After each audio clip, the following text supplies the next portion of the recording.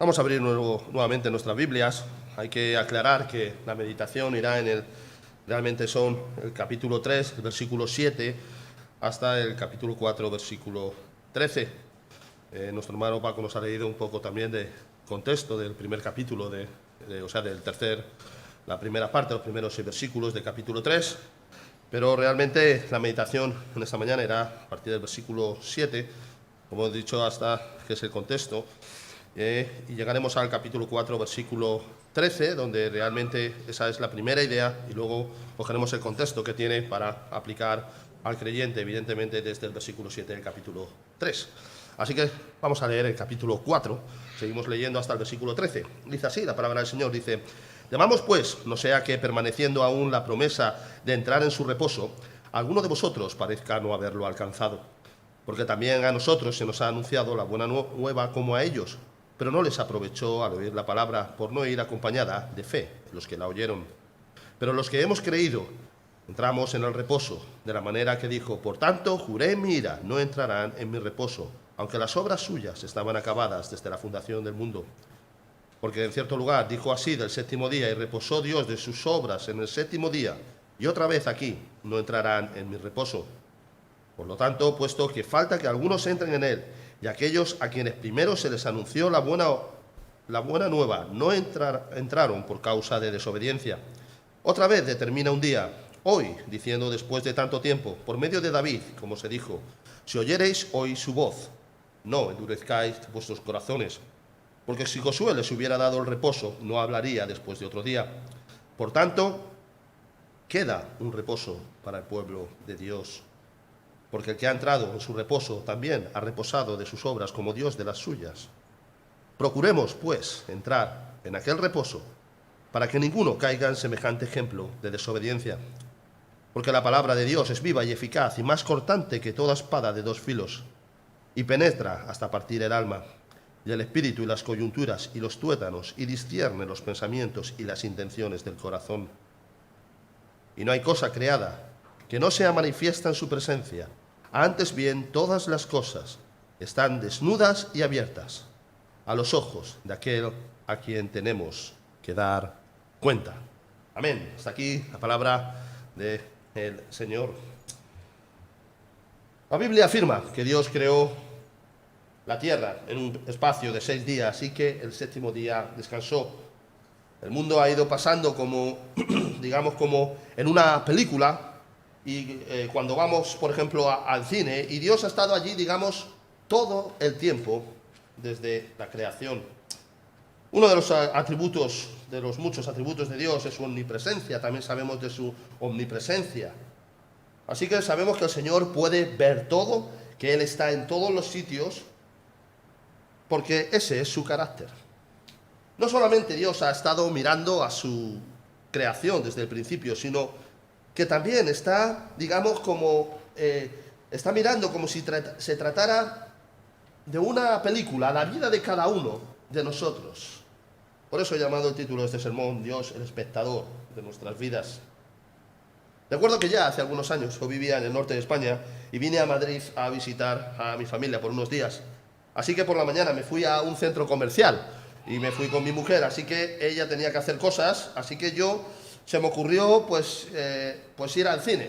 Así que había tan poca gente, porque era un día laboral, que yo entré en aquella gran sala, era un centro comercial muy grande, y entonces me dispuse a ver una película, y dio la situación de que yo era el único que iba a ver aquella gran película. Entonces allí me senté en medio de aquella sala que estaba en uno de los centros más grandes de Europa, y pusieron la película solo para mí.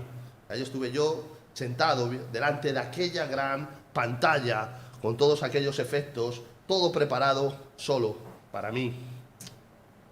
Y pensando en este versículo 13, que dice: y no hay cosa creada que no sea manifiesta en su presencia.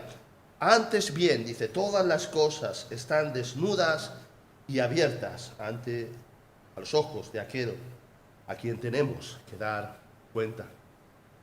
Pensando en esto, entonces pensé que en cierta manera Dios está sentado allí en las alturas y en la majestad, como dice el Salmo, y desde allí Él está mirando como único espectador tu vida. Además, cuando vemos también otros atributos de Dios, me di cuenta, pensando en todo esto, que Dios no es un espectador cualquiera, sino es, como dice este texto, aquel al que todos los hombres tendremos que dar cuenta. También Él está viendo toda la realidad de nuestras vidas. Nosotros a veces podemos estar engañados por diversos motivos de lo que es la verdadera realidad en nuestras vidas, muchas veces. Pero no pasa así con Dios. Él sabe solo, Él es el único que sabe toda la verdad de nuestras vidas. Y además sabe el motivo verdadero por el que hemos dicho algo, o por el que hemos hecho, o por el que hemos cometido alguna acción. Cada pensamiento, ha escuchado cada una de nuestras palabras, cada uno de nuestros comentarios, ha visto con claridad cada uno de nuestros pensamientos y sabe mejor que nosotros mismos el por qué actuamos así y hablamos así. Y meditando en mi corazón en este pasaje, infinidad de pensamientos vinieron a mi mente. Porque por un lado tenemos que el Señor sabe lo realmente pecadores que somos cada uno. Él sabe a ciencia cierta nuestro nivel de pecaminosidad, cosa que nosotros no sabemos, ni somos conscientes de esto en nuestras vidas. Porque si los que estamos aquí, si todos los que estamos aquí, supiéramos realmente lo pecadores que somos todos nosotros, todos unos de los otros, saldríamos de aquí corriendo, tapando nuestros rostros de vergüenza y tapando nuestros oídos. Y uno de los pensamientos que más nos debe asombrar es que el Señor, sabiendo lo miserable que cada uno somos, Él nos sigue amando con un amor incondicional. Como dice aquel texto en que meditamos algunas semanas atrás, 2 Timoteo 2:13, si fuésemos infieles, Él permanece fiel. Él no puede negarse a sí mismo. Esa es la historia de cada una de nuestras vidas. Cuando lo miramos y examinamos nuestra vida con la palabra de Dios, vemos que realmente somos infieles. Y que aún así, aún no siendo los testigos muchas veces que deberíamos ser, no llevando la vida que el Señor quiere que llevamos en muchos aspectos de nuestras vidas, que nosotros sabemos, la realidad lo que dice es que Él nos ama por encima de lo que somos. Es decir, que aunque Él sabe exactamente nuestro estado, caído, imperfecto, nos ama. ¿Por qué? Porque somos sus hijos. Sin duda, uno de los mayores gozos que tú puedes tener como cielo, en el cielo, cuando estés en la eternidad, será el poder ver y comprender hasta qué nivel has sido amado por el Señor. Dios estuvo allí, sin duda, cuando Satanás entró en el paraíso y tentó a Eva, y Adán consintió, ¿verdad?, en su pecado. También vio desde los cielos cómo los hombres cayeron allí en pecado en la Torre de Babel, en los tiempos del diluvio. Fijaos que permaneció también, la Biblia nos dice que permaneció callado en el periodo neotestamentario, es decir, entre el Antiguo Testamento y el Nuevo Testamento, estuvo callado por un periodo aproximadamente de 450 años. Y ahora parece que lleva en la misma situación, 2000 años de esta manera, entre la primera y la segunda venida de Cristo. Y de tal manera que el mundo ha llegado a pensar que Dios no existe por este silencio, entre otras cosas. Segunda de Pedro 3:8 nos dice: mas, oh amados, no ignoréis esto, que para con el Señor un día es como 1000 años y 1000 años como un día. Es interesante ver que la literatura judía, ellos basados en este texto, piensan que el mundo en su totalidad tendrá exactamente más o menos el tiempo que llevamos ahora, tendrá 6000 años. Eso es lo que la mayoría de los judíos piensan en su literatura. Pero este versículo 13 lo que nos está diciendo es que el juez tendrá toda la información en aquel día correcta cuando llegue el juicio final y los libros, nos dice las Escrituras, que sean abiertos. Todos los pecados que se han cometido en este mundo acabarán siendo juzgados de una manera justa. Muchas veces los hombres pensamos que estamos solos en nuestras vidas y que nadie nos está mirando, quizás en la privacidad de nuestras casas o quizás en otro sitio. Y Dios sabe lo que está pasando en este mismo momento por tu cabeza, y mientras puede parecer sencillo engañar a los demás, el texto nos dice que Dios no será engañado en cuanto a cada acción, pensamiento o palabra que cada uno de nosotros hayamos cometido. Pero este texto no solo nos está hablando en cierta manera de juicio, sino que también para el creyente este texto nos debe dar consuelo. Y aquí es la razón por la que empezamos a leer a partir del versículo 7. Porque Dios, como un espectador, como el espectador de nuestras vidas, vamos a ver, con la ayuda del Señor, que Él no está mirando de la misma manera a aquellos que no están en Cristo, a aquellos que están en Cristo. Todos en esta vida, sea más corta o más larga, ha habido momentos en los que quizás nos hemos sentido incomprendidos, en los que nos hemos sentido quizás completamente solos, en los que momentos difíciles en los que hemos sufrido, momentos en los que hemos llorado de tristeza, momentos en los que de repente la vida quizás nos ha dado un revés y nos ha dejado aturdidos y desamparados. Ahora bien, este texto nos dice algo maravilloso, nos dice que aunque pensamos en aquellos momentos que todas aquellas cosas las pasamos solos, no fue así, ni es así. Como hemos dicho, Dios no es solamente un espectador cualquiera, sino que Él es el director que ha realizado, la película de cada una de nuestras vidas. Y acorde a su soberanía, Él puede o no cambiar el papel actual de nuestra vida espiritual. Así que aunque nuestras vidas puedan parecer que son diferentes, en cierta manera que sí lo son, para todos los hijos de Dios hay una cosa común. Todos tenemos una cosa común. Y es que al final de la historia de nuestras vidas, Él nos ha prometido una herencia. Nos ha prometido estar en su presencia. El final que Dios ha preparado para cada hijo suyo es la gloria eterna, en la presencia del mismísimo Señor. Así que con la ayuda del Señor en esta mañana vamos a meditar en qué manera Dios es un espectador en la vida de los hombres. Como hemos dicho, el texto deja claro que Dios está siendo testigo espectador de la vida de cada hombre. Y ahora fijaos allí en Mateo 5:45, aunque hay otros versículos, pero ahí dice: para que seáis hijos de vuestro Padre que está en los cielos, que hace salir su sol sobre malos y buenos, y que hace llover sobre justos e injustos. Ahora bien, lo que podemos ver es que Dios está como espectador, pero de una manera, como hemos dicho, una diferencia muy grande entre aquellos que son sus hijos y aquellos que no. Aunque es claro que estos versículos 12 y 13 nos dan estas ideas y nos hagan pensar de una manera clara de estos acontecimientos, fijaos que la sección del capítulo, desde el versículo 7 que hemos empezado a leer, se refiere al descanso del pueblo de Dios. Lo que el mundo considera una locura, Dios lo ha usado como un medio para la salvación, y esto es la predicación. Mientras el pecador mientras el pecador no arrepentido asesora y gana ira para el día del juicio, el cristiano encuentra perdón y consuelo bajo las alas de Cristo. ¿Cuál es la diferencia en la que Dios mira unas vidas y otras?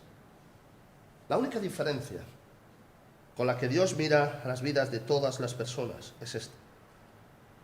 Aunque todas las vidas en las que Dios está observando son pecadoras y en nuestras vidas hay retales del pecado, la diferencia es que Él ve la vida de sus hijos a través de las lentes de la obra expiatoria que Cristo hizo en la cruz. No hay ni una mota de justicia en cada uno de nosotros, pero Él, cuando nos mira a nosotros, lo que está viendo de nosotros, lo ve a través, como si se pusiera unas gafas, a través de las lentes de Cristo. Aunque la vida de los creyentes también son pecadoras, como decimos, hay pecados, hay retales en ellas.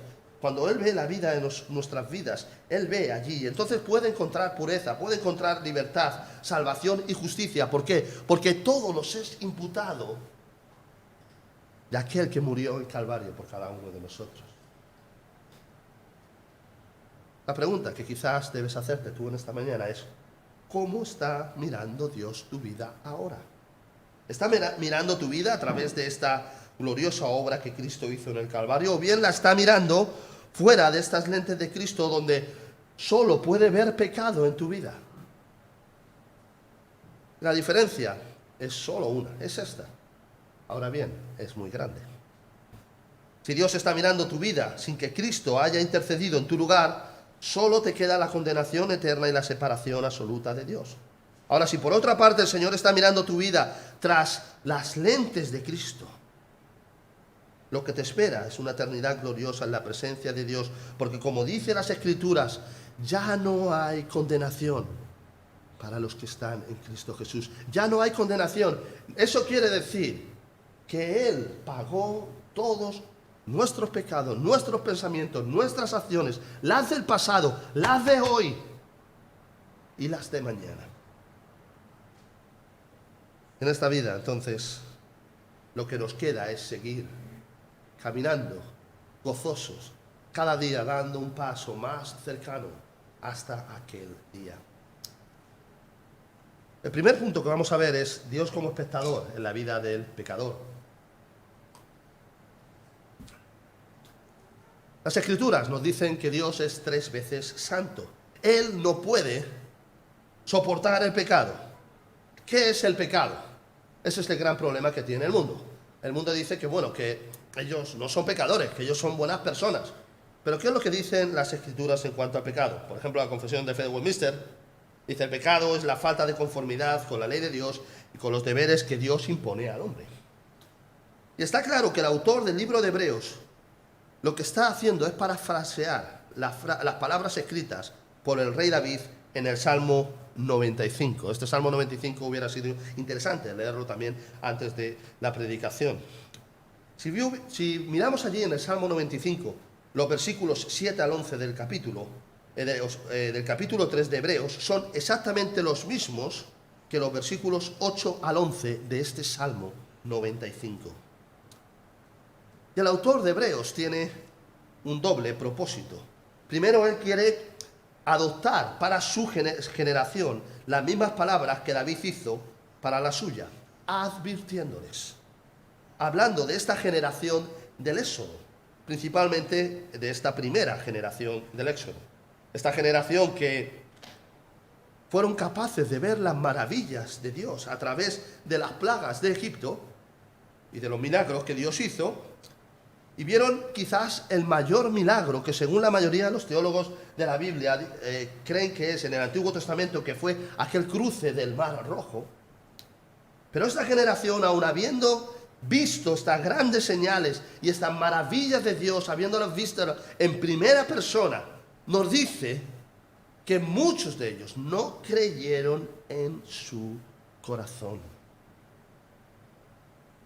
A los fariseos y a los escribas le pasó algo parecido. Cuando reconocían que Jesús hablaba diferente a cualquier hombre, que hacía tantas señales, ¿verdad?, que el pueblo se iba detrás de él, viendo sanaciones de enfermos, milagros en la naturaleza, el poder sobre los espíritus inmundos, incluso la resurrección de Lázaro, y ni aún así, estando en primera fila, creyeron en Cristo. El mundo habla de Dios diciendo que Él es un Dios que es muy malo porque a algunos manda al infierno. Dios está allí mirando cada vida desde el cielo. Él no solo mira, sino que les da también bendiciones terrenales y afectuosas a aquellos que están viviendo completamente de espaldas a Él. Porque dice que el Señor por ejemplo, sabemos que el Señor da a los malos, es que me refiero a los malos, a aquellos que no tienen a Cristo, les dan maridos, esposas, hijos, a los que querer, bienes, posesiones, dones, y les da, sobre todo, tiempo para poder arrepentirse. Segunda de Pedro 3:9 dice: el Señor no retarda su promesa, según algunos la tienen por tardanza, sino que es paciente para con nosotros, no queriendo que ninguno perezca, sino que todos procedan al arrepentimiento. Ayer los versículos del 3 al 6 de este mismo capítulo 3 de Segunda de Pedro, él habla del resto de los burladores y al mismo tiempo también habla de su ignorancia. Allí en el versículo 3 que dice: sabiendo primero esto, en los postreros días vendrán burladores, andando según sus propias concupiscencias y diciendo: ¿dónde está la promesa de su advenimiento? Porque desde el día en que los padres durmieron, todas las cosas permanecen así, como desde el principio de la creación. Sigue diciendo: estos ignoran voluntariamente en el tiempo antiguo fueron hechos por la palabra de Dios los cielos y también la tierra, que proviene del agua y por el agua subsiste, por lo cual el mundo entonces pereció en agua. También hay otros versículos muy famosos en la Biblia. Salmo 14, versículo 1. Dice el necio en su corazón: no hay Dios. Así que el hombre necio hoy prefiere creer cualquier cosa. Prefiere creer que nada creó al mundo antes de que Dios creó al mundo. Y así viven millones en el mundo, pensando que ellos son libres para vivir y para hacer con su vida lo que ellos quieran. Vivir en cualquiera de los muchos pecados que hay. Y no solamente eso, sino que según en los tiempos en los que estamos diciendo, decir que esas cosas son legítimas y que están bien. Pero fíjate que aún así nuestro texto en el versículo 13 va más profundo. Nos dice que Dios conoce las cosas más profundas de ellos. Y también de nosotros, de todos. Dios conoce lo más sucio que hay en cada uno de los corazones de los hombres. Y esto incluye también los nuestros. Aquellas cosas, Dios conoce de nosotros, aquellas cosas que a nosotros nos avergonzaría que otros conocieran. Él aún así conoce eso. Y Dios permanece como este espectador allí, callado, viendo como este espectador que está allí en el cine, viendo aquella pantalla grande y pasando una película, y permanece allí observando. Y permanece allí viendo vidas llenas de pecado. No solamente vidas que viven de espaldas a Él, sino que además le provocan a Él a ira, porque recordemos que Él es un Dios 3 veces santo. Cuando Satanás entró en el paraíso y provocó la caída de Adán, Dios también estaba viéndolo allí, y entonces allí le pregunta a Adán en una de las primeras preguntas que nosotros tenemos en la Biblia. Génesis 3:9 dice, le pregunta a Adán: ¿dónde estás tú? ¿Acaso Dios no sabía qué tipo de pregunta es esta? ¿Acaso Dios no sabía que lo que Adán había hecho? ¿Acaso Dios no vio entrar a Satanás y tentar y engañar a Eva? ¿Acaso Dios no vio cómo ambos comieron, cómo ambos cayeron en el pecado, cómo ambos desobedecieron? ¿Por qué entonces el Señor le hace esta pregunta? Dios no le hace esta pregunta a Adán porque él se hubiera escondido y él no pudiera verlo. Es evidente que no. Sino porque Dios le dio a Adán la misma oportunidad que Él te está dando a ti esta mañana, si no eres creyente, para que confieses tu pecado y te arrepientes. Romanos 2:5. Pero por tu dureza y por tu corazón no arrepentido, atesoras para ti mismo ira para el día de la ira y de la revelación del justo juicio de Dios. Ahora, entonces, esto es lo que hemos visto prácticamente, de cómo mira, de cómo está, hemos hablado de cómo Dios como espectador está en la vida del pecador, el no creyente. Ahora vamos a ver cómo Dios como espectador en la vida del creyente. El texto y los versículos 12 y 13, como hemos dicho, especialmente revelan que el Señor está viendo la vida de cada ser humano, pero hay una gran diferencia, como hemos dicho, cómo el Señor ve la vida de un creyente a cómo ve el Señor la vida de un no creyente, a cómo el Señor ve la vida de uno de sus hijos. Mientras el no creyente no puede sacar de este texto nada más que condenación y que juicio, porque Dios sabe todas las cosas de su vida y sabe todos los pecados, solo puede sacar condenación y juicio. Ahora, el creyente puede y debe sacar mucho más. Fijaos que el autor de Hebreos quiere que sus lectores vivan una vida de fe viva en práctica, a pesar de las dificultades que ellos estaban teniendo, y quiere que se agarren a la salvación que les ha sido otorgada por gracia a través de la fe en Cristo. Este es su pensamiento. Y entonces, lo que vemos aquí, cuando él parafrasea prácticamente el Salmo 95, vemos allí que David escribió el Salmo 95 aproximadamente, fijaos, 1000 años antes de que el escritor de Hebreos lo hiciera. Así que David hace hincapié y quiere transportar en cierta manera a los creyentes de su tiempo también al pasado. Eso tiene, o sea que lo que vemos es que realmente la idea que tenía David era exactamente la misma idea que tenía el autor de Hebreos cuando nos pone este texto encima. Y es que quieren que recuerde la generación del Éxodo, de cómo no entraron en el reposo del Señor. Quiere advertirles. Así que vemos que David escribió con el mismo propósito. Pues habían pasado aproximadamente unos 400 años cuando David escribió este Salmo 95, desde el Éxodo hasta en los tiempos, como hemos dicho, que David escribió este Salmo. Y luego vemos que el autor de Hebreos escribe 1000 años después que David escribió el Salmo. Pero vemos que la idea permanece allí. La idea es la misma.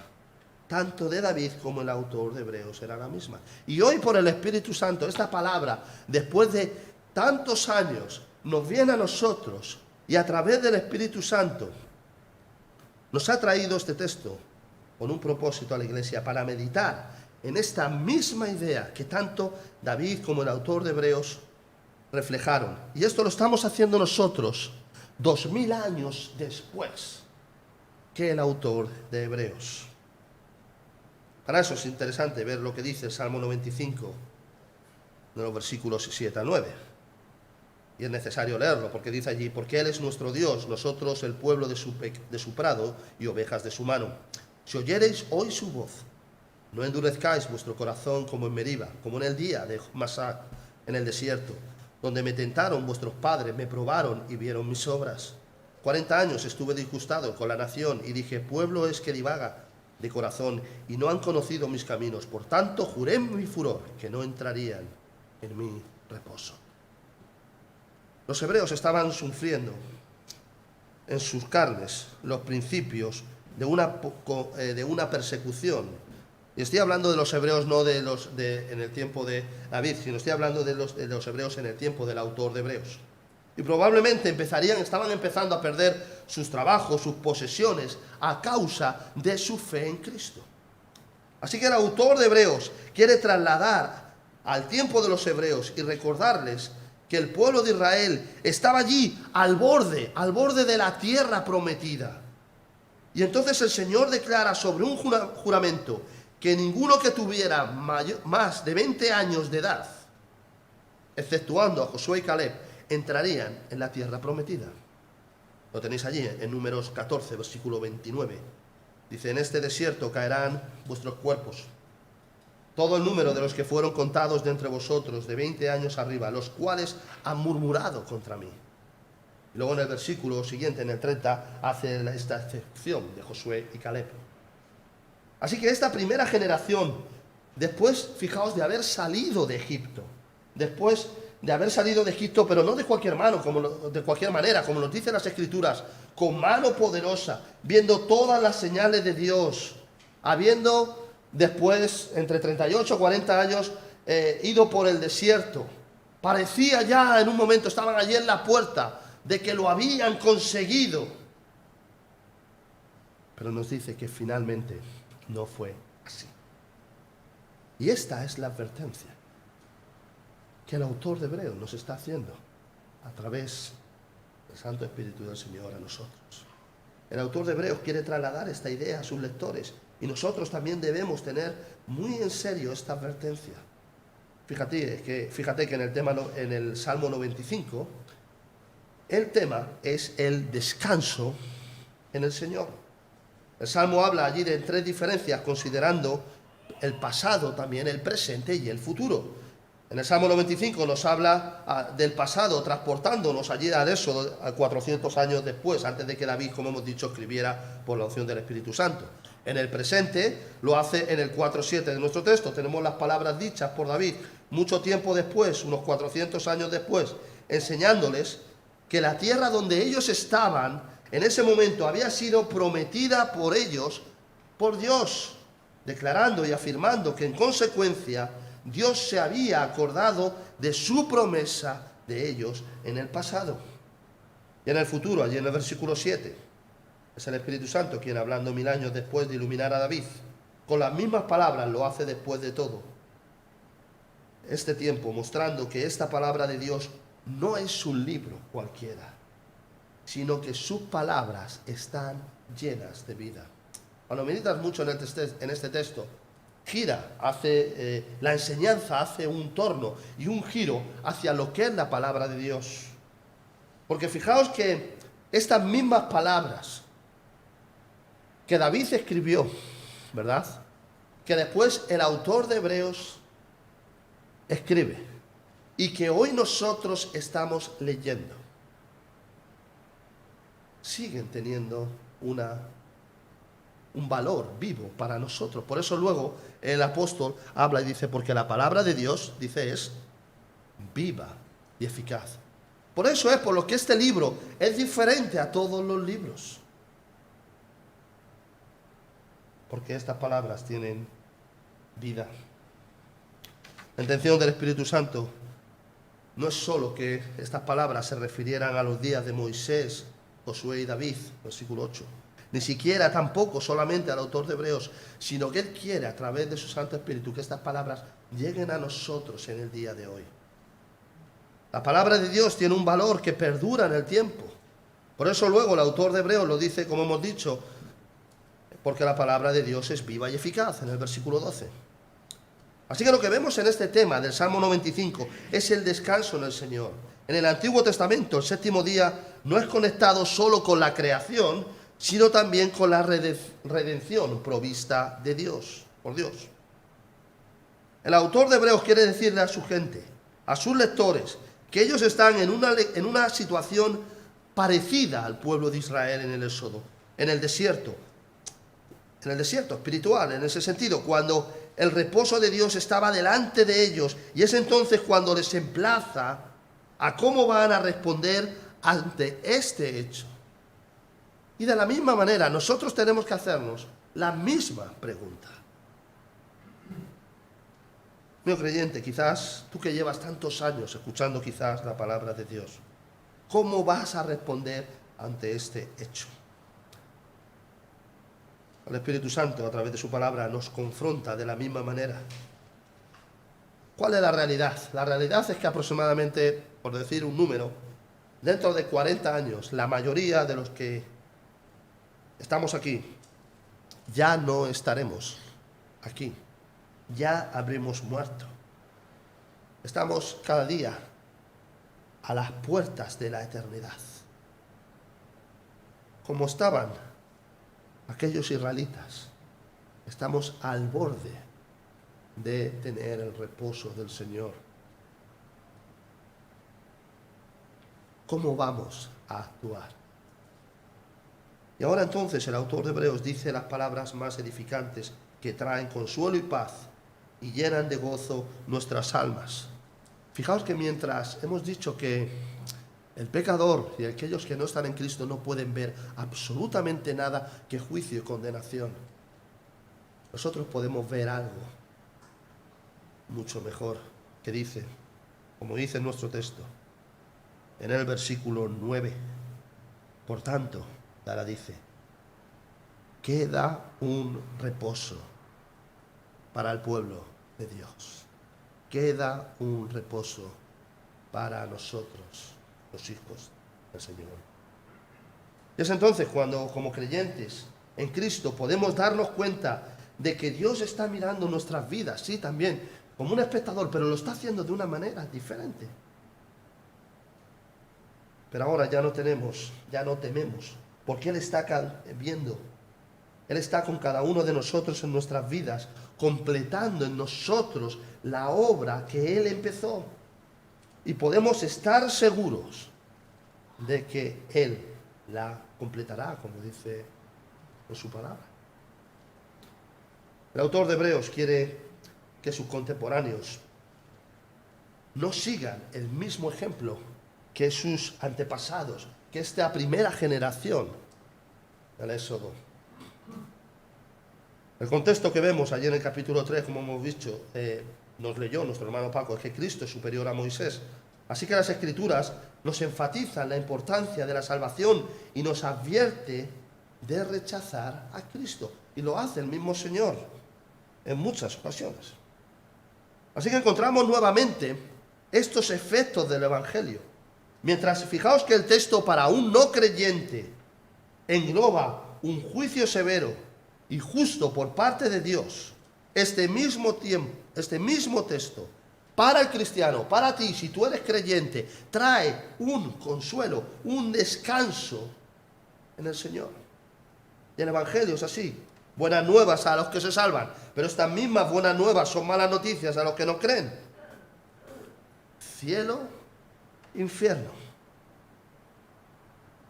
Condenación o salvación. No solo que desde la fuente del Evangelio el hombre solo puede estar en uno de estos dos estados, sino que estos dos estados de estar con Cristo o estar fuera de Él son opuestos entre sí. No hay sitios intermedios. O bien estás con Cristo en esta mañana, o bien estás contra Él. No hay otra. La Biblia nos dice, no hay otros dos estados. No hay otra forma, no hay más. ¿Cómo se aplica todo esto a tu vida? ¿Cómo está viendo Dios tu vida? Porque está viendo tu vida. ¿Está viendo tu vida como si tú, viendo que tú eres un hijo suyo? ¿O está viendo realmente tu vida lleno de pecado y que vas directo a la condenación? Fíjate que el autor de Hebreos le da al Evangelio este carácter de urgencia y lo hace con una palabra que todos entendemos. Hoy, no mañana, hoy. No hay mañana para todos los que han muerto y han rechazado a Cristo. Todos aquellos que rechazaron a Cristo de esta generación no entraron en el reposo y muchos de ellos están ahora mismo en condenación. Y es hoy cuando la Biblia y ahora el Santo Espíritu nos advierte, es hoy cuando nos advierte de que debemos examinarnos. Hebreos 9:27 dice, de la misma manera que está establecido para los hombres, que mueran una sola vez. ¿Y qué dice ahora? Dice, y después de esto, el juicio. Ya está, no hay más. Así que si tú que estás aquí o escuchando este mensaje por internet, rechazas a Cristo en estos días, que vivirás la consecuencia, igual que esta generación que provocó a Dios en Israel. Fíjate que pensando en esto, podemos ver realmente la tristeza que tuvo que ser. Para esto, fijaros que vieron estas maravillas. Y algunos de estos que vieron cómo cruzaron el mar, hoy en día, hoy están en la condenación, habiendo visto las maravillas de Dios. Hoy en día muchos viven de espaldas a Dios y rechazan a Cristo. Y desgraciadamente muchos vienen a la iglesia y ven en primera línea, escuchan la palabra y ven en primera línea, quizás no ven muchos milagros, pero sí ven cómo Dios está actuando en la vida de su esposo, en la vida de su mujer, en la vida de sus hijos. Y lo están viendo como lo estaban viendo esta misma generación del Éxodo. Y todavía su corazón está endurecido. El pecado, primeramente, fijaos que lo que hace nos engaña. Entonces el pecado comienza su segunda etapa y se endurece. Y entonces, una vez endurecido, lleva al pecado a la más profunda de las oscuridades. Acordémonos de la gracia y la misericordia de Dios para los que están en vida. Acordémonos de que la gracia y la misericordia de Dios para los que están en vida tiene un límite. Sí, tiene un límite. Fijaos allí, fijaos en la vida de Faraón, ¿verdad? Sabemos que él, al principio, cuando Moisés iba allí, él no dejaba ir al pueblo, ¿verdad? Él decía, y lo que vemos allí, las 5 primeras veces, encontramos que dice que Faraón endureció su corazón y no dejó ir al pueblo de Israel. Pero fijaos que a partir de la plaga del ganado en adelante, lo que leemos entonces es que Dios endureció el corazón de Faraón. Nuestro hermano José Juter nos habló en la conferencia de algo parecido. Nos dijo que la consecuencia de todo estas cosas que están pasando, o muchas de ellas, es la consecuencia ya del juicio de Dios. Porque la ira de Dios se revela desde el cielo, cuando nos dice allí en Romanos, en el capítulo 1, y todos estos verbos se están en una manera presente. Bien, Dios puede, en su soberanía, puede esperar a su justo juicio, aquel día donde lo juzgará todo, o también lo puede hacer ahora. Si oyereis hoy su voz, no endurezcáis vuestros corazones. La primera generación del Éxodo cayó en la incredulidad que le llevó a una idolatría manifiesta, egoísmo y murmuración. Y es que la incredulidad nos arrastra y toma diferentes formas, pero la raíz en sí es la misma. Millones en el mundo, por esta incredulidad, creen en su propia justicia, cuando lo que nos dicen las Escrituras es que no podemos obtener justicia por nosotros mismos fuera de Cristo. Muchas veces estamos atareados viendo las cosas que pasan alrededor nuestra. Y los problemas de tu vida no son las cosas exteriores como tú estás pensando, sino que los verdaderos problemas de nuestra vida son los que provienen de nuestro corazón. Como cristianos podemos encontrar palabras de consuelo y dirección. En el versículo 13 también en nuestro texto dice: antes exhortaos los unos a los otros cada día. El caminar cristiano no es un camino solitario. Dios ha designado que los creyentes entendamos también la importancia de la comunión de los santos, de poder estar unos con otros. Y finalmente, y acabando, empezando la meditación, estuvimos con la idea de que Dios está allí sentado en las alturas y en la majestad, viendo cada detalle de nuestras vidas, viendo cada detalle de tu vida. Dios te está mirando a ti a través de las lentes de Cristo, si eres su hijo. La justicia de Cristo te ha sido imputada, declarándote creyente libre de culpa y de condenación. Y este mismo juez que nos juzgará es el que nos está observando. Es el mismo que nos ha dicho: no hay condenación para aquellos que están en Cristo Jesús. La justicia de Dios, como decía aquella ilustración que Spurgeon hace, ya no busca el clavarnos su espada, porque Cristo ya llevó sobre sus hombros los pecados de cada uno de sus hijos. Él ya pagó por aquello que tú no podías pagar. Este Dios, como espectador de nuestras vidas, ya cuando terminé de meditar en esto me di cuenta de que ya no nos mira como, digamos, como un juez que nos va a condenar. Porque sí hubo un tiempo donde nos miraba como juez porque su ira estaba sobre nosotros. Pero ahora, habiendo ido al Calvario, habiendo depositado a través de su gracia nuestros pecados sobre los hombros de Cristo, Dios mira a sus hijos. Dios te mira a ti, si tú eres creyente, como un padre a un hijo. ¿Qué diferencia?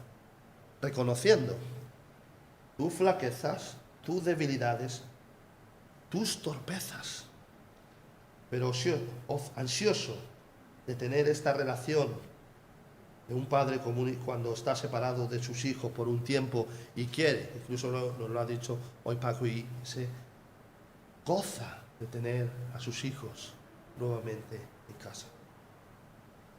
El autor de Hebreos quiere decirles a sus contemporáneos que realmente la fe en Cristo es lo más importante de sus vidas.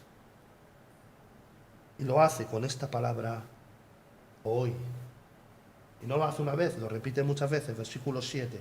Por lo cual, como dice el Espíritu Santo, si oyereis hoy su voz. Versículo 13. Hoy para que ninguno de vosotros se endurezca. Hoy para que ninguno de vosotros se endurezca por el engaño.